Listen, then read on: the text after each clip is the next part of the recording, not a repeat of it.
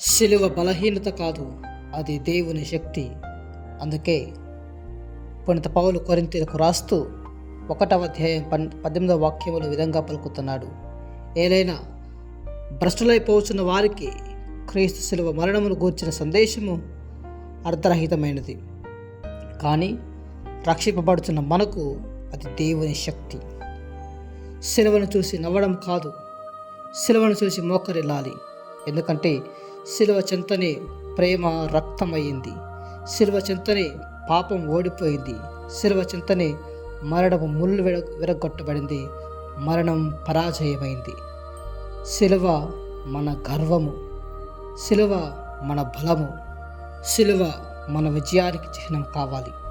అందుకే 25వ వాక్యములో ఈ విధంగా పలుకుతున్నారు: దేవుని అవివేకమని తోచునది మానవుని వివేకము కంటే గొప్పది, దేవుని బలహీనతను తోచునది మానవ శక్తి కంటే దృఢమైనది.